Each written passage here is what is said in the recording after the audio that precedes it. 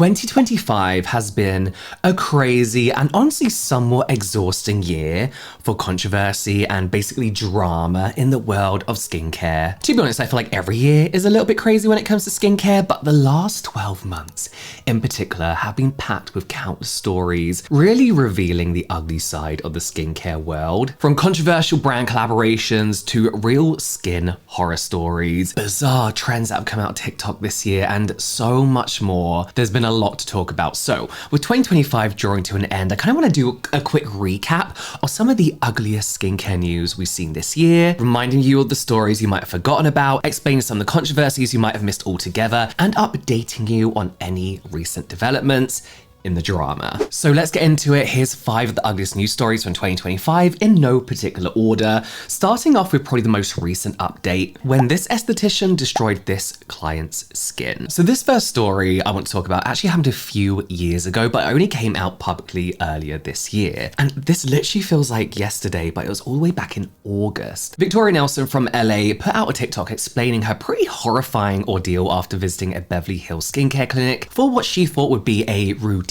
treatment. But things went so wrong for her, so wrong for her. And after years of dealing with the aftermath, she was finally ready to tell her story. And that story connected with millions of people. Her TikTok video went very viral, very quick, and it was being talked about all over social media. And I was tagged and sent a link dozens of times asking me to talk about it. And if you haven't seen my video discussing this situation, I will link it in the description box if you want to hear about anything in more detail, but I'll give you the basic rundown here in case you missed it. It started when Victoria visited celebrity esthetician Sonia Dakar in April 2021 for a facial. And she'd actually been going to Sonia for like over a year, I think it was by this point, and she was really happy with the results. I think she even said that she called her like her second mum at some point or something like that. Maybe I made that up. I should watch my own video. But she was really happy with her experience that she'd had, but this one particular visit wouldn't end happily at all. At the end of the appointment, a routine appointment, Sonia suggested that they end with a skin peel, and Victoria agreed. But Victoria said that as soon as the solution was applied, she started feeling a strong burning sensation that felt kind of different to previous times that she had had a peel done. And I mean, they stopped almost straight away the moment Victoria complained about any burning sensation and quickly went to rinse this solution off. But the damage was already done. Victoria's face was covered in bright white burns where the solution had touched her skin. Like, it looked like basically she had been scribbled on with acid is what it looked like. And Sonia basically convinces Victoria that they're gonna fix it. They'll fix it within a month. Her face will be back to normal, everything will be fine. But the craziest part is that Sonia actually had the audacity to still charge Victoria for the facial, even though it burnt off her skin essentially. So after that, Victoria actually kept going to see Sonia for years, going through endless treatments, including some which Sonia wasn't even licensed to perform, to try and return her skin to the way it looked before, with Sonia regularly promising that each new treatment would be the next thing to like fix the damage she'd done. But it never was. And this whole time she continued charging Victoria for these treatments, racking up costs in the tens of thousands of dollars. Fast forward to today, or this year I should say, and sadly Victoria's face still hasn't returned to its previous appearance despite all of Sonia's promises, endless treatments and the bills. Victoria has even seen several dermatologists and doctors in the search for answers, basically spending even more money, but unfortunately with no luck. So it's probably unsurprising that Victoria ended up seeking legal advice and has decided to sue Sonia for the damage she did to her face. And also unsurprisingly, this isn't even the first lawsuit Sonia Dakar has been involved in. I won't go into the details here, but I do talk about in the full video that I did in this story. Let's just say that she has a very, a colourful, interesting past. So we're suing. And on top of Victoria's civil suit against Sonia, the California Attorney General's office has also filed a complaint against Sonia with the aim of permanently revoking her esthetician license and her establishment license too. If we're honest, it'll probably be a long time before anything comes of Victoria's lawsuit and the Attorney General's complaint, because these things drag on for years and years. I feel awful for Sonia. I'm so glad that she's doing this though, with what has happened to her over the last 4 years, the stuff that she's had to go through, the stress and the hassle, to then have to go through a lawsuit as well. But the update, which I think literally she posted yesterday, is really cool to see her doing what she's doing, bringing light to this situation, actually trying to get Sonia Dakar's license revoked, because it just seems like there are so many more issues. And potentially what I gathered from Victoria's new video is that Sonia didn't have a license. There's a lot to it. There's a lot of different lawsuits. There's a lot of different charges that Sonia's faced in the past, which would deserve its own video. But Victoria posted a lot of screenshots of a lot of information, a lot of potential evidence, including the lawsuit itself. So honestly, expect to see an update next year. But yes, the update being that she is finally suing Sonia, I think is the update that everybody wanted. It was like the top comments in her comment section the whole time. Do you remember Wellness Maddie? This next story also involves someone doing things they aren't legally qualified to do. It might not have been as big a story or gone as viral as Victoria's, but you might remember me talking about a TikTok and Instagram page called Wellness Maddie earlier this year. Now, the issue I have with Wellness Maddie is that all the videos on her social media across all different pages are all completely AI generated, and that they've been pretending to be doctors and other health experts in an attempt to trick people into buying expensive supplements. And weirdly, they only ever seem to be recommending one supplement, Moringa supplements from a brand called Rosabella. Now, in the previous video I made about Wellness Maddie, I mentioned that I'd reach out to Rosabella, pointing out that the Wellness Maddie account was using AI doctors to spread false information and push their supplements, and asking them to clarify if they encourage this sort of behavior, or even if they're connected to this account in any way, and if they should be taking steps to ensure their supplements aren't being sold in a misleading manner. And surprisingly, Rosabella actually replied. A lot of time brands will just ignore me when I reach out for comment, and they confirmed that they were not associated with Wellness Maddie whatsoever. They don't endorse misleading or harmful content related to their products, and that they're committed to transparency and ensuring that their customers receive genuine information about their products.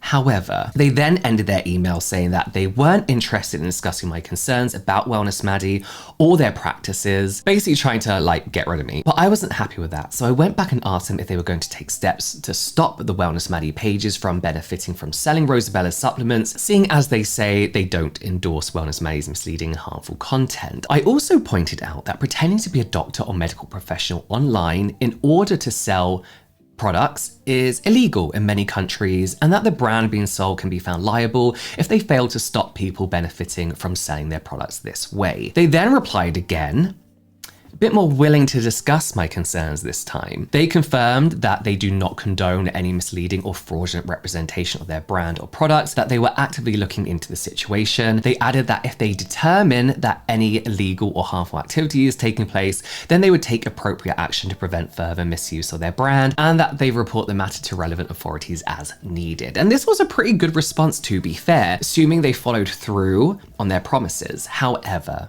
it doesn't look like much has changed. For several months after I spoke to Rosabella, Wellness Maddie's pages continued to post regular videos pretending to be a doctor. And the doctor's changed this time. It now looks more like a wellness doctor. One AI-generated doctor claims to be a celebrity plastic surgeon with 21 years of experience. 5 things women should never put in their bodies, from a celebrity plastic surgeon of 21 years. Except in one video, he says it's 23 years experience, another says 19 years, another says 33. He can't seem to keep his story straight. 23 years sucking fat out of stomachs. And nobody believes me when I tell them this. 33 years of poop flushing Victoria's Secret models, and still nobody believes me when I tell them this. 14 years as a butt doctor, yet no one believes me when I tell them this. 18 years injecting Botox into billionaires' wives' faces, yet women never believe me when I tell them this. Most recently, in the last few months, they seem to have moved away from outright pretending to be a doctor, but they are clearly still trying to trick people into thinking the characters in their videos are some sort of authority figure on health and are still spreading misinformation. They use fake newscasters to make it seem legit, or they make it look like the person speaking is a guest on a health-related podcast.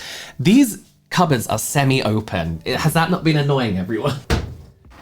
Yes, clearly trying to imply that they're an expert, and one of their favorites is a fake woman pretending to be a holistic healer. That's the new thing. Now clean beauty's back and everyone's holistic something. So maybe Rosabella did contact Wellness Maddie and tell them to stop pretending to be a doctor specifically, but Wellness Maddie is still producing all their videos with AI, is still spreading misinformation, and still pushing people to buy Rosabella's Moringa supplements in every single post. And I'll be honest, this doesn't look great on Rosabella's part at all. It makes it look like Rosabella doesn't actually have an issue with of people using false and possibly harmful information to push their products, just as long as they can't be held legally responsible. Does it surprise me that a brand in the supplement industry is somewhat gross and corrupt almost? No, not at all. It's a supplement industry. So I've just heard back from Rosabella. They sent an email, unfortunately long after this video was edited, so we weren't able to follow up and add this into the video. They have responded and say they don't condone misleading AI content or creators posing as doctors. While enforcement isn't always visible, they've acknowledged the issue and say they're investigating further. That being said, this is an ongoing problem and it's been going on for a long time, and accountability doesn't stop at these emails. So I'll be updating you hopefully in the near future. It's a shame that they're choosing to continue working with someone who is willing to lie and trick people in order to make these sales. This could have been an opportunity for them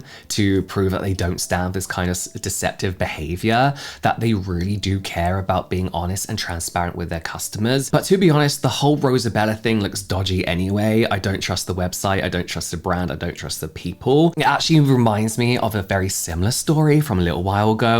Some of you will probably remember I'm not a fan of Dr. Mehss, the alleged medical student who calls herself a doctor on TikTok whilst pointing at images and giving vague or just plain incorrect information. She's been getting called out by actual fully qualified doctors and dermatologists for a long time now, with them accusing her of spreading misinformation and sometimes just completely making things up. She also doesn't take this criticism from real doctors very well, often responding completely inappropriately, making homophobic comments in one instance, or generally just trying to be like a bitch, but she's not very good at it. She also regularly recommended a particular product to her followers, specifically a brand called My Magic Healer. Now, My Magic Healer even hired her for a while to present on their YouTube channel, giving advice and discussing the benefits of their products. So, like Rosabella, I did actually contact them back in the day. I contacted My Magic Healer about Dr. Mess's potential legal claims of her being a doctor, her spreading misinformation online, and the inappropriate way she responded to criticism, basically asking, is this who you want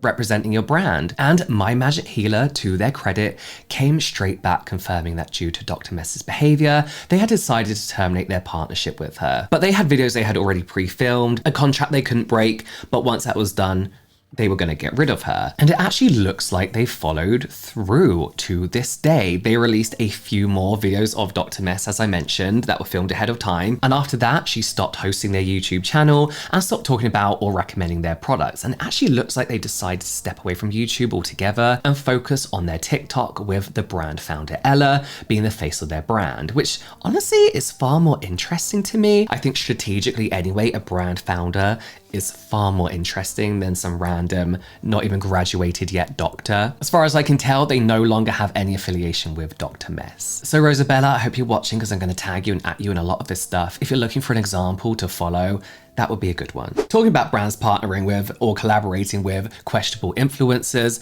we have to talk about e.l.f. Beauty. Now, e.l.f. didn't have a perfect reputation before this scandal, but a lot of people did still think of e.l.f. as a brand that didn't just care about profits, but also cared about its impact on society. Early on in the history of the brand, they'd run campaigns raising money for cancer research and had provided care packages to breast cancer patients. They were well known for being cruelty-free and their support of PETA, although PETA are questionable. They definitely weren't perfect, and there was plenty to criticize about the way they did business, but they have done quite a lot to build up a reputation as a brand that actually cared about inclusivity and women's rights in particular. And with all that in mind, to be honest, I still have no idea what e.l.f. were thinking when they decided to partner with someone who thinks it's okay to joke about domestic violence. But that's exactly what they did when they choose to include comedian Matt Rife in one of their ad campaigns in August this year. This man, who had previously caused quite a lot of controversy for making inappropriate jokes about domestic violence at one of his shows, and who had doubled down afterwards, refusing to apologize and further mocking the people he'd outraged with his insensitive comments. On top of that, he's just known for making a lot of old-fashioned sexist jokes and seemingly trying to align himself with the manosphere, despite the majority of his audience being women who are complete pick-me's, let's be honest. He seems to be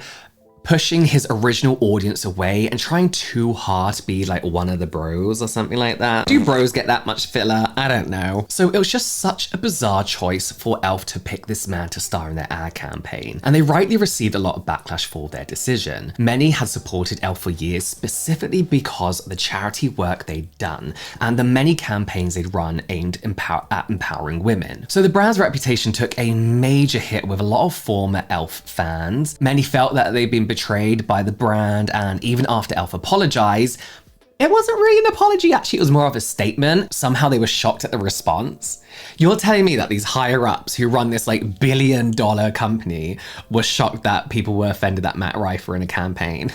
You can't be that stupid. You can't be that stupid. It just wasn't enough to make up for it, and plenty of former fans have sworn to never buy e.l.f. products again and have already moved on to other brands. As I mentioned in my deep dive into e.l.f.'s history as a brand, despite causing a lot of backlash, e.l.f. is probably too big now for this to have a major impact on their revenue, but that doesn't change the fact that it was a very ugly moment in the brand's history, and definitely an ugly moment for the beauty industry as a whole. I guess the update here is that the ad campaign's still up.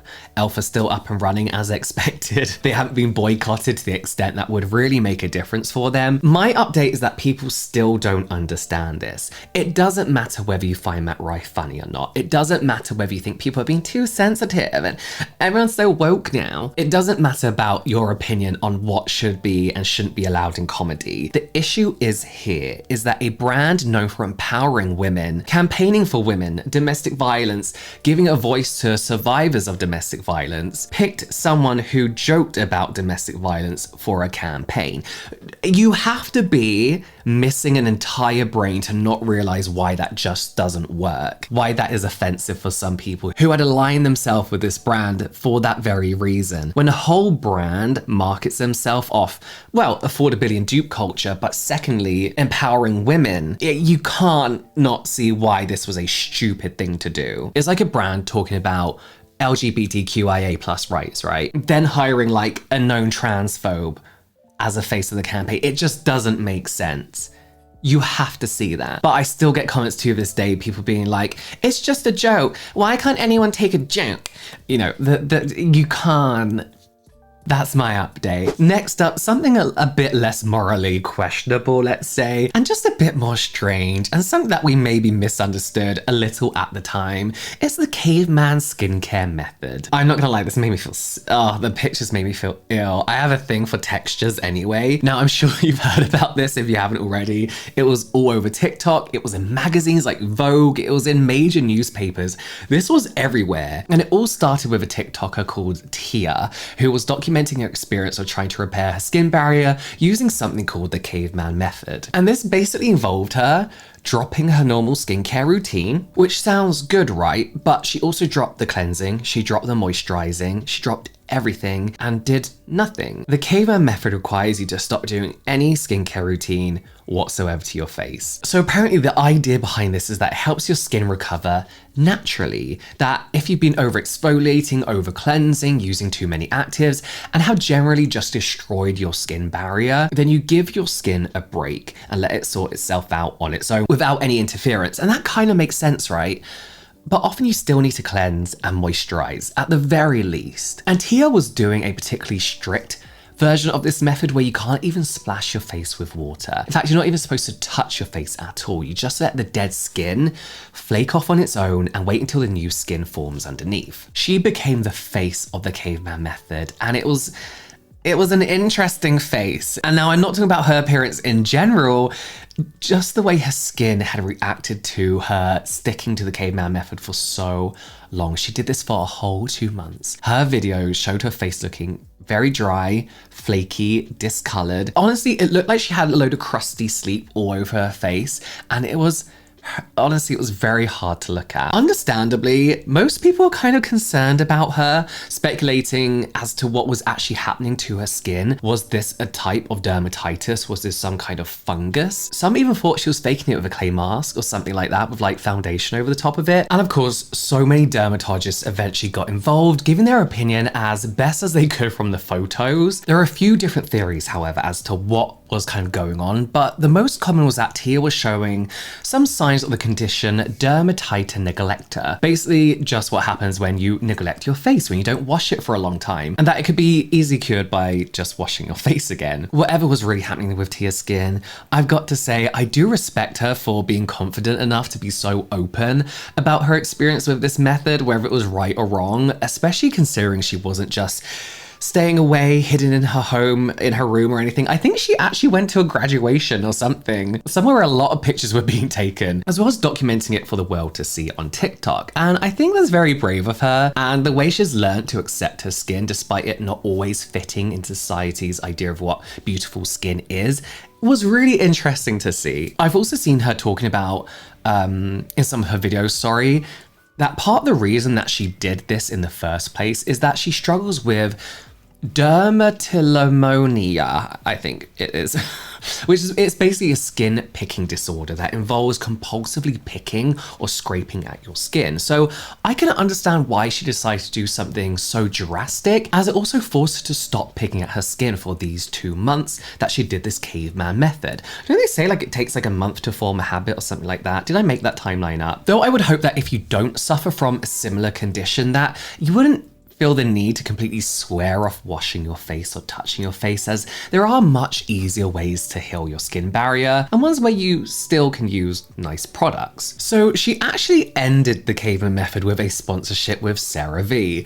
Kind of genius. You use your audience whilst you have it, but people in the comments were divided. People were saying how they thought she was full of bullshit. People saying how it's crazy taking a brand sponsorship over dermatologist advice. People even accusing her still of faking this, but saying that she had a clay mask on, with people in the comments saying avoiding the clay is crazy, even though you can clearly see her splashing it. Now, she did always say she was going to end this by washing her face. And to be fair, looking at this sponsorship, she was pretty much done. There's a few flakes left on her face. And honestly, if you're going to do it, make some money. Why not? I think good for her, good for her. Because bearing in mind, this is probably the first and last time she's gonna go this viral. And I hope she had a good manager who was able to charge a fortune for that sponsorship. I mean, she looks great now. I hope her skin stays healthy and that she doesn't need to do the caveman method again, because it didn't look like a lot of fun. So just to be 100% clear, yes, simplifying your skincare routine can and will help your skin barrier repair, but you never have to do anything this drastic, and you probably shouldn't. If you want to cut back on your skincare routine and give your barrier time to heal,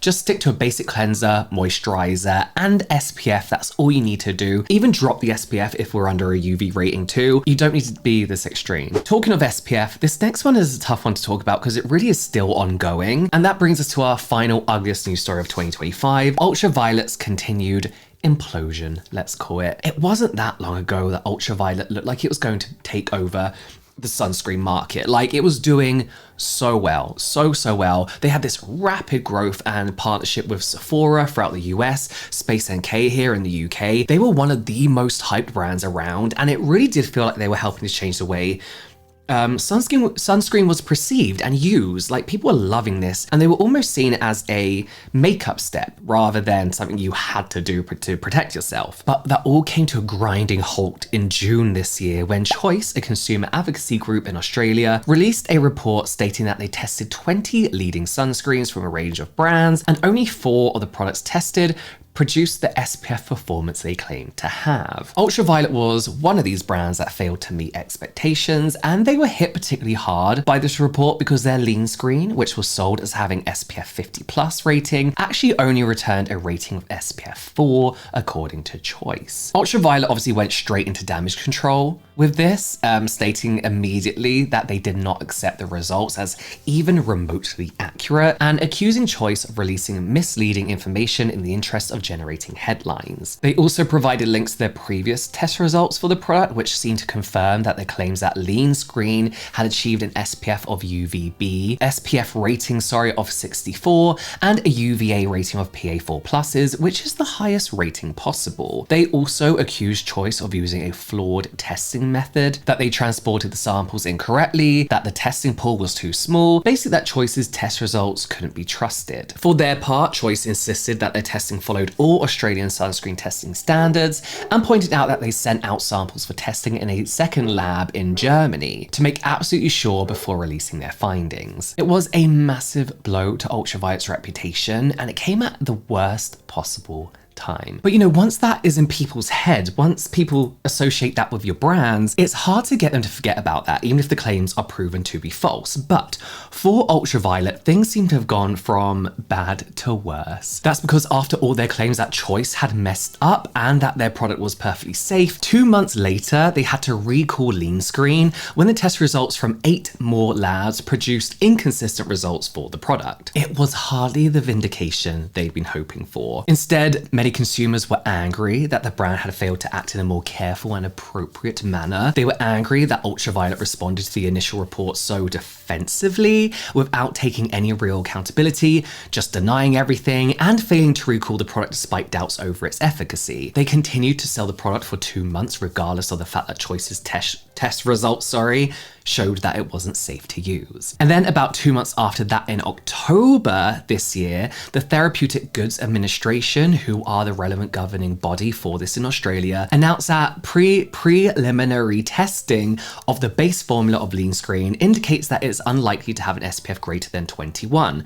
That's a lot better than 4, but still far below the promised 50 plus, I should say. And the TGA added that they have significant concerns about one of the testing laboratories used by multiple brands, with 20 other sunscreens from other brands which share the same base formula as Sunscreen also coming under scrutiny. So this has led to another blow to Ultraviolet's reputation, with former fans now realizing that they were paying a premium price for something that had the same base formula as at least 20 other sunscreens. Obviously, just because the base formula is the same, it doesn't mean that Ultraviolet's version isn't different, but the general public don't always see it like that. It just sounds to them like they are being ripped off for something that doesn't work properly anyway. So things definitely aren't looking good for Ultraviolet at the moment, and even more sunscreens have come out as being way below the SPF value as advertised. So this isn't just a Sunscreen thing. We are getting into possible issues with corruption in labs, lies in labs. One person that I'm following religiously is Hannah Collingwood English, who talks about the science of skincare, and because she's updating this pretty regularly compared to anywhere else, but this does sound like a bigger issue. We're talking about issues with zinc suppliers for the zinc SPF. We're talking about dodgy labs. This seems to be an issue far beyond what Ultraviolet had any responsibility in. We're talking about this one particular zinc supplier also lobbying against chemical sunscreens, saying how it's toxic. This is a real issue. I really recommend you go on this deep dive from the Eco Well with Lab Muffin, Jen from the Eco Well, Hannah, and another guy, I can't remember his name, but he was great. It just sounds like something deeper than it is. I can't discuss it all now. You need to go and listen to these experts talk about it. I will link this down below, but it's dodgy right from the beginning all the way up to the finished product. There is so much going on here, and this is not the first or last we're going to hear about it. But if Ultraviolet hadn't been so defensive and had actually put the safety of their customers first, then maybe sentiment towards the brand would be very different right now. I think they made the choices they made, and now we just have to wait and see if Ultraviolet can survive this latest controversy. They just didn't come across well in this at all. So that's it for my wrap up of 2025's ugliest news. Hopefully next year will be a little bit less dramatic, but I won't be holding my breath because I feel like there's so much to uncover still. Knowing the beauty industry, I wouldn't be surprised if there's another major controversy, before this year even ends. But let me know your favorite scandal, I guess, controversy of this year. Do you think Sonia will be finally held accountable for her actions? Are you tired of the rise of AI and fake doctors online? And what do you think was the ugliest news story of the year so far? Let me know in the comments, and I'll see you next time.